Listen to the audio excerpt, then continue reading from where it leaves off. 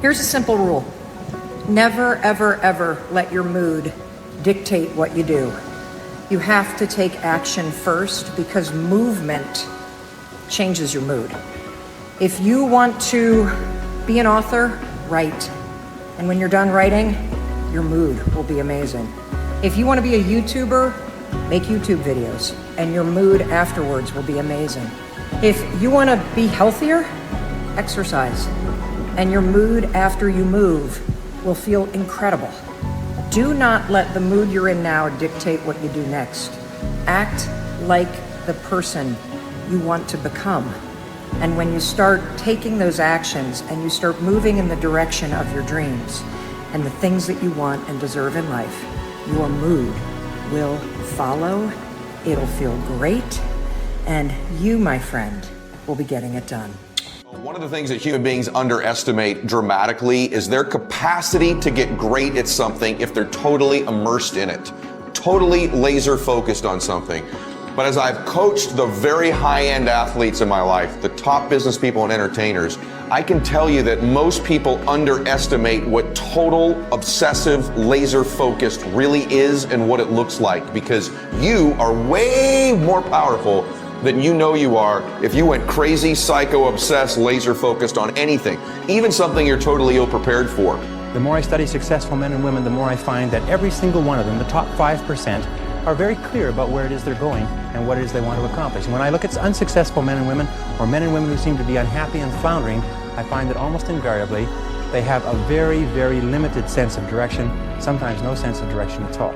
You see, we as human beings are goal-seeking organisms. We only function at our very best when we're working toward accomplishing something that is important to us.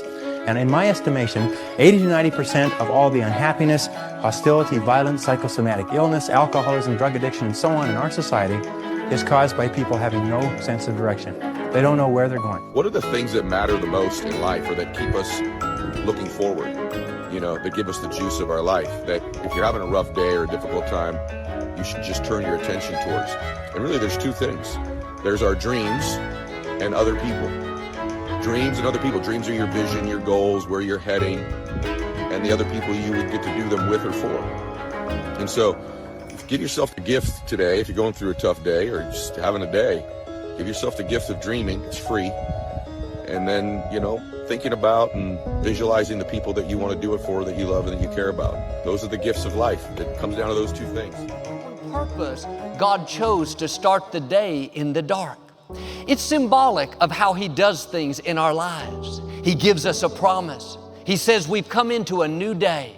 He's restoring health back into us. We're going to lend and not borrow. Our child is going to get back on course. We believe, we pray, we stand in faith, but nothing is changing. Nothing looks any different. Nothing feels any different.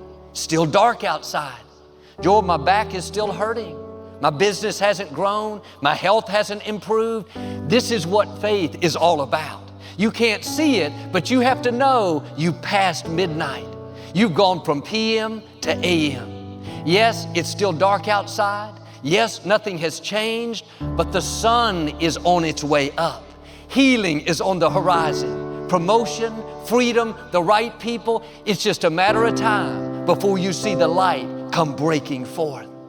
And don't be discouraged by the dark. The dark doesn't mean nothing has changed. The dark is not a sign that God is not working, that He didn't hear your prayer. Thoughts will tell you, you would have seen something by now. You would feel a little better. One of those companies would have called you back. That addiction wouldn't be this strong. You have to walk by faith and not by sight. If you walk by sight, you'll talk yourself out of it, because 11:30 at night doesn't look any different than midnight. Everything you can see, feel, touch, smell looks just the same. There's no evidence that it's a new day. But the psalmist said, the moment you pray, the tide of the battle turns. You can't see it, but when you prayed, you left the PM and you came into AM. It's a new day. You may not be able to see any sign of it. That's okay. Victory begins in the dark. And we all go through these times where we don't think it's going to work out. Seasons where nothing is changing. We're being our best, but the business is not growing. We're standing in faith, but our health is not improving. It's tempting to think that God has forgotten about us. We're always going to have this obstacle. The fact is, light is on the way. What God promised you is en route. You may have struggled in an area a long time. You've been believing for things to change in your marriage, your finances, with an addiction. It seems permanent. God is saying, you've already entered a new day. You've already passed midnight. You can't see it yet, but victory is on the way. Now, instead of complaining about the dark, have a new perspective. The dark means the sun is on the way up. The promise is about to come forth. Who can stop the sun from rising each morning? Who can keep light from breaking forth over the horizon? All the forces of darkness cannot stop what God has ordained for you. They cannot keep what He promised from coming to pass. In the face of that darkness, when you don't see any light, get in agreement with God. Father, thank you that it's a new day. It may be still dark out, but I don't go by what I see, I go by what I know. And I know that I've passed midnight. That means my healing is coming, my breakthrough is coming, my abundance is coming, my victory is coming.